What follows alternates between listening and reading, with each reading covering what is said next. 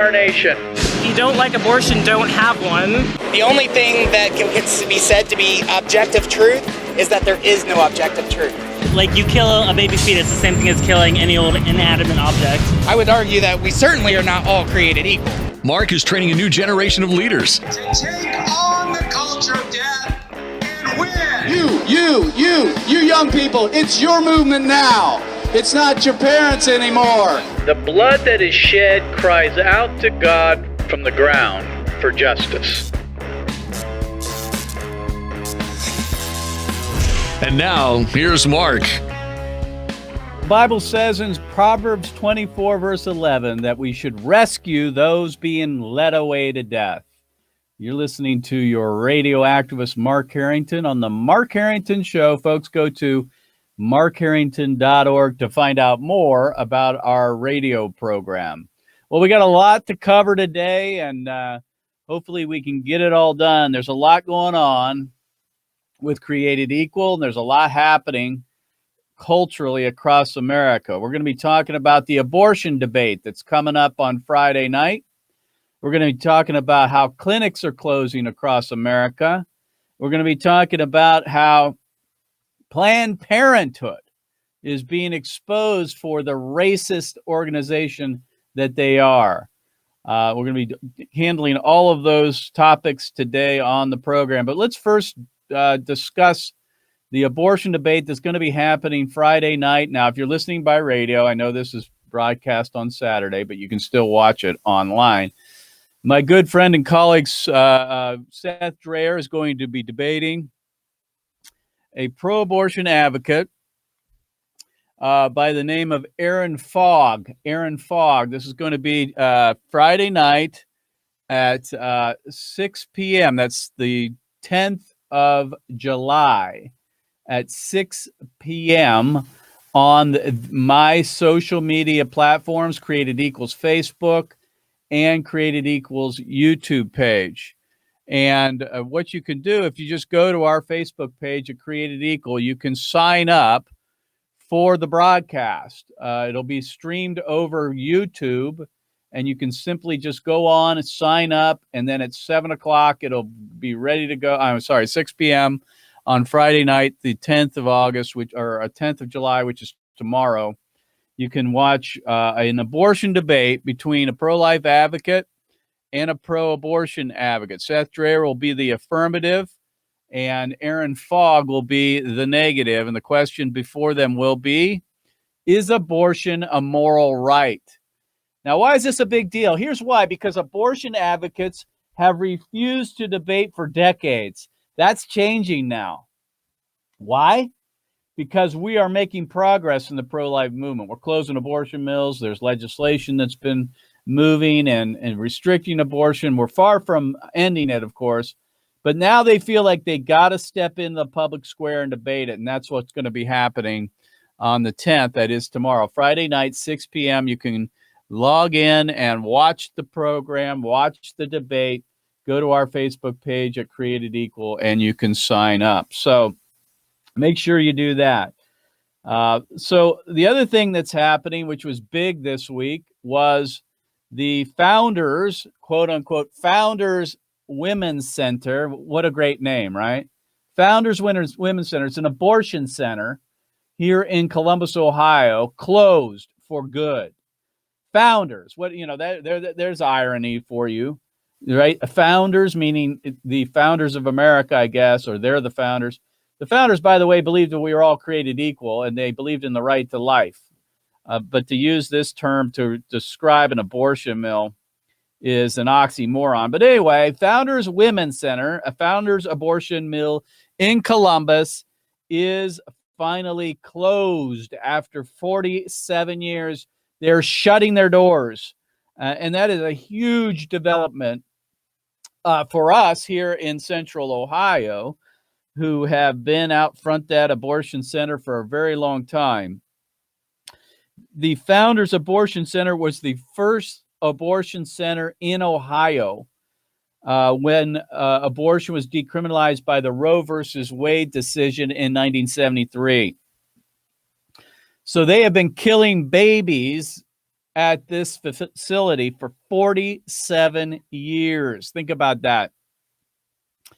That's a lot of years, folks. And that's a lot of babies. We estimate anywhere from 75 to 125,000 babies died at this abortion center. And now it's over. This facility will never be used again to kill children. And that's a big deal. It's a big deal for us at Created Equal. It's a big deal for me personally because I've spent endless hours on the sidewalk in front of this abortion center, counseling and protesting abortion over the last several decades. So it's a huge moment for us here and for me personally to see this place shut down. And this is happening all across America. Abortion centers are shutting down. Surgical abortion clinics are closing. Just to give you an idea of just what's been happening in just the last several decades, the last several years, in Ohio in 2013, there were 13 abortion centers. Today, there are only 7, and 5 of those are what we call surgical abortion centers, and then 2 are pill mills. In other words, they're pill abortion centers. So 7 left. In Columbus, when I started doing this many years ago in 1997, in Columbus, Ohio alone, there were 7 abortion centers in this city.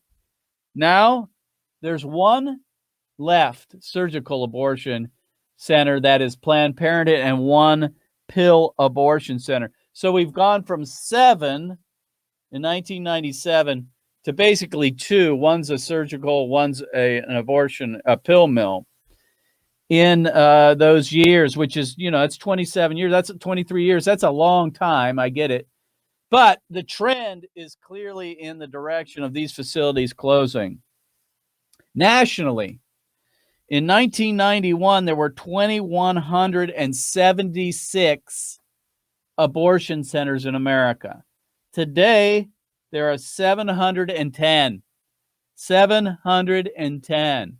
What a dramatic decrease we've seen over those decades. That is comprised of 464 surgical abortion centers and 245 medical abortion centers, or what we call pill mills, where they dispense the abortion pill. So the trend continues to be in our direction. Abortion centers are closing all across America, and we are going to be celebrating the closure of the Founders Abortion Center here in the next several weeks, because many people stood in front of that center over the last 47 years and witnessed against abortion. Lots of children were saved, spared from abortion in that place. And here's the thing. A lot of the people that stood out front of that abortion center are no longer with us. It's been that long. But this is about them. This is about celebrating those who stood in front of that location for so many years and faithfully witnessed against abortion and saved babies. So we are going to be holding a celebration of sorts to celebrate the fact that this place is closing, and also the hard work of pro-life advocates over the last 47 years. So that's the good news. We got the debate tomorrow night, the 10th of July at 6 p.m. You can tune in by going to our YouTube page, or if you go to our Facebook page, there is an actual sign up that will let you get involved in the actual live stream of the debate. And then we have the Founders Abortion Center closing. Now, that's the good news. The bad news is this, that pill mills are on the rise. Pill abortions are on the increase. And so the abortion industry isn't going to just sit down and take it. These closures over the last decades, they are pivoting. They are moving towards pill abortions more and more. And in a sense, the pro-life movement is a victim of their own success, in that we have closed the surgical centers down. We've targeted abortion clinics. We've targeted the abortionists themselves. They're quitting. And because of that, they're now pivoting to pill abortions. In 2003, only 3% of all abortions were done with the abortion pill regimen. Today, 40% of the abortions are committed by pill abortions.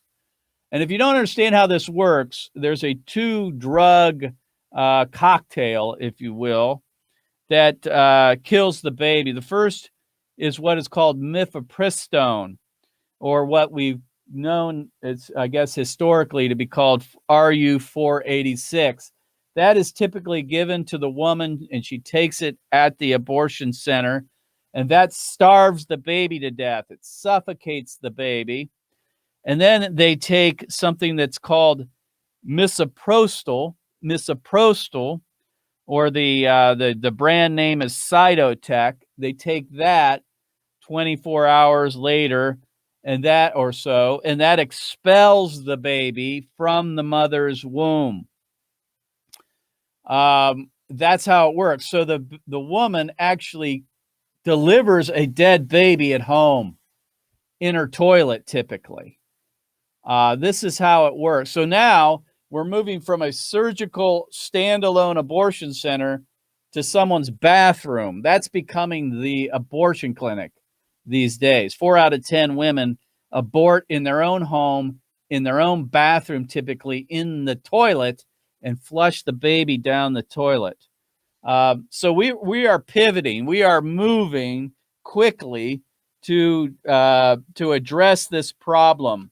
We're doing it both legislatively, and we're doing it as an organization as we debate abortion across America. Because you got to figure 4 out of 10 women considering abortion are going to opt for the abortion pill. We got to be prepared for that. In Ohio, there's a couple of bills, House Bill 678, which would expand telemedicine coverage in Ohio. We're trying to keep the expansion of abortion out of that. And then we have a bill, Senate Bill 260, which bans the use of telemedicine conferencing for the performance of a pill abortion. Those are two types. One we're trying to get language inserted into the bill to prevent it from being used for teleabortions. And the other is we're just trying to ban telemedicine dealing with chemical abortions. Because right now it's required that a woman have a face-to-face meeting with her doctor, that is, i.e. abortionist, first before the abortion pill can be dispensed. And what they're trying to do, obviously, is not require that. They want women to be able to just use telemed. In other words, a virtual or online meeting with an abortionist in order to prescribe the abortion regimen, the 2 pills there for them. That's where they're moving, and we're trying to do all we can to stop that from happening in the Ohio State House and at the Food and Drug Administration. What's been happening over the last 5 months of COVID-19 is that Planned Parenthood and the abortion cartel are moving at light speed to try to liberalize the telemed abortion protocol, if you will, to eliminate any requirements for the woman to meet person to person with the abortion center. They want folks to just be able to go online, have a teleconference, be prescribed the medicine and have it shipped to them, and they take it in their home. We're working to keep that those requirements with the FDA, and of course Planned Parenthood and the abortion cartels working hard to get those requirements removed. They're called the Risk Evaluation and Mitigation Strategy, or REMS. So we are asking the FDA to keep the REMS. In fact, we are heading with our interns on Sunday to spend several days in Washington, D.C., conducting outreach. And one of those outreaches will be done at the Food and Drug Administration building, their national location in Silver Spring, Maryland, on Monday. And we are going to be holding signs that say, FDA, keep REMS on the abortion pill. We're going to have signs that say the abortion pill kills and injures mothers. And we're going to have signs that say toilets are not abortion clinics. So we're going to the FDA to call on them to keep the REMS, keep the requirements on telemedicine to prevent the abortion cartel from, because they want the woman not to have to meet with anybody in person. They want it to all be done virtually online. We don't want that to happen. So that's one. Those are a couple things we're trying to do to address the abortion pill issue. In the state house, we've got a couple of bills we're trying to get moving, and at the FDA level. The other level, which is what we spend most of our time doing, is just sharing the truth about this in the public square and on college and high school campuses. And we have released, just this week, we have released 3 new abortion signs. 3 new abortion signs that deal directly with this. And at the top, it says pill abortion, and it will have a picture of a woman who is, going through the pill abortion in pain, a picture of her. And you can see that if you're watching online, along with the 2 drugs. And then pictured also is the aborted baby. And these are now going to be used. We're using them as we speak right now on the streets here in Columbus. We'll be using them in Washington, D.C., and we're going to be using them on college campuses. And the point of this is we want women to understand that, first of all, surgical abortions only comprise for 6 out of 10 abortions.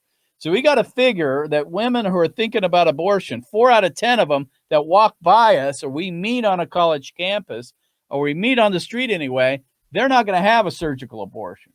So surgical abortion photos, aborted babies that have been killed by the surgical methods, are only going to account for 6 out of 10 abortions. Many women, 4 out of 10 aren't going to have a surgical abortion, they're going to have a pill abortion.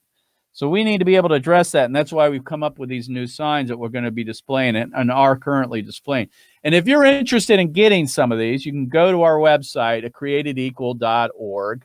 You can click on the store icon, and then you can order one of these signs for yourself.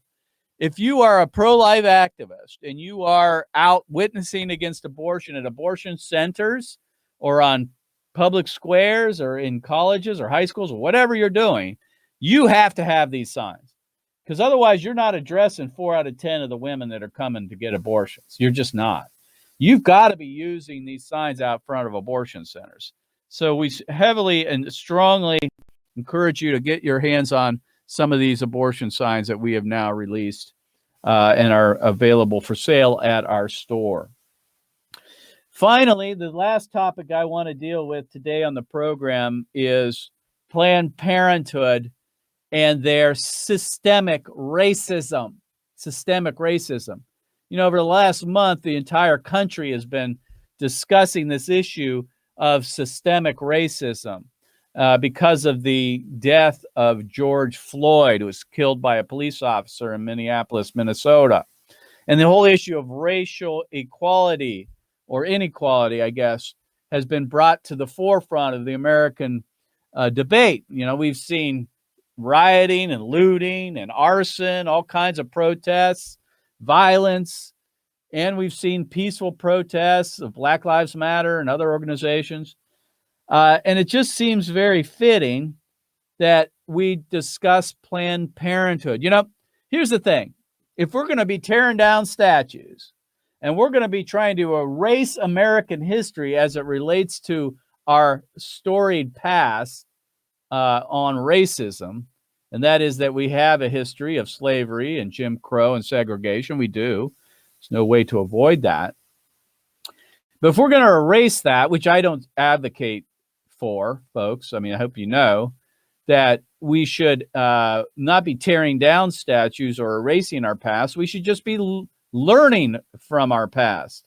Now, I'll just be clear, I'm not for Confederate statues being up in the United States for any reason, but we shouldn't be erasing our past. We should be learning from our past.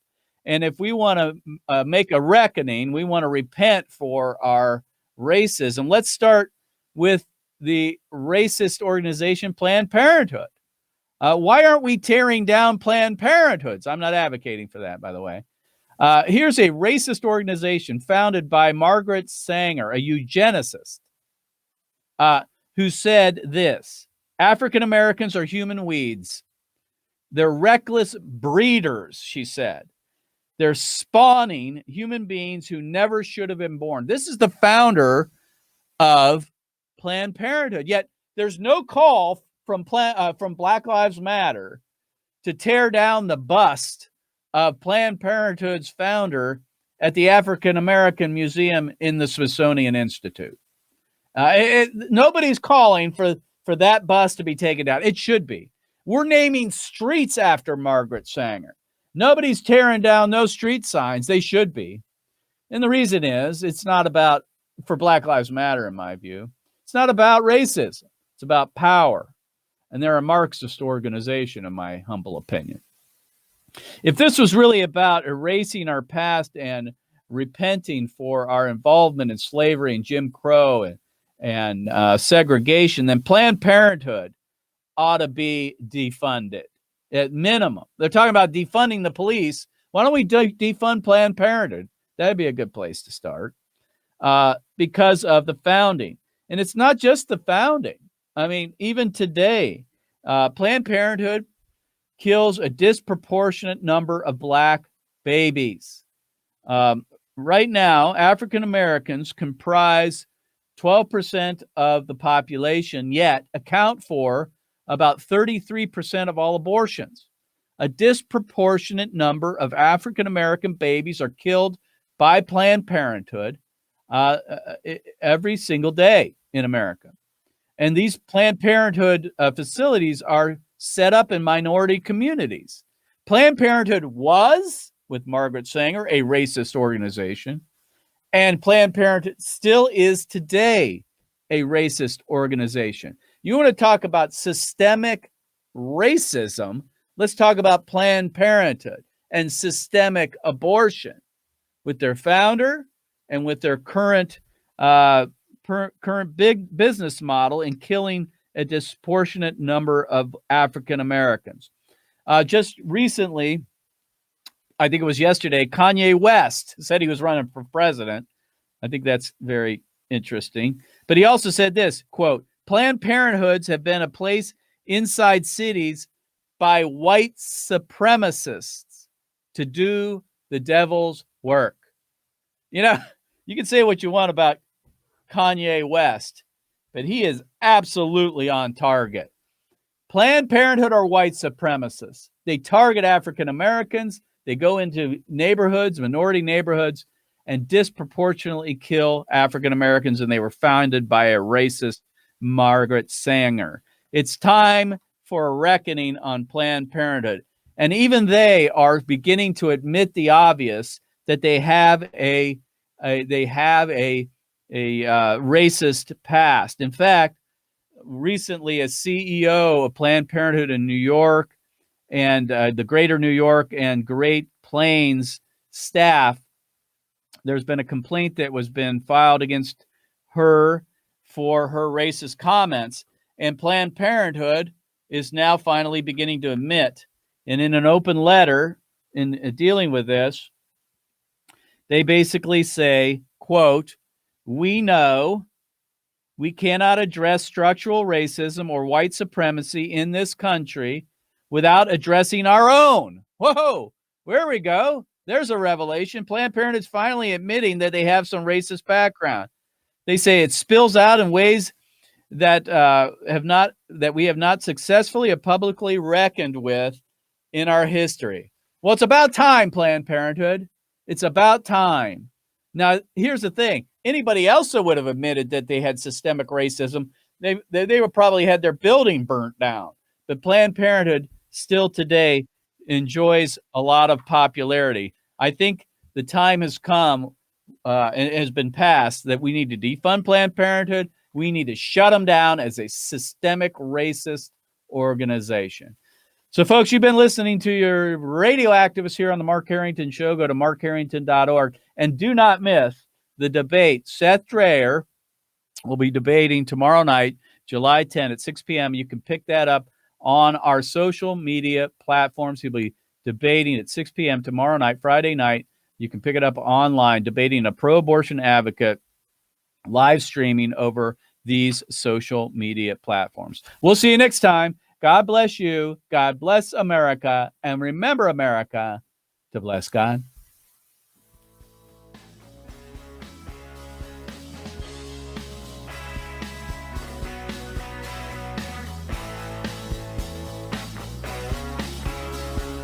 You've been listening to Mark Harrington, your radio activist. For more information on how to become a witness against the evil plague in America, call Created Equal at 614-269-7808.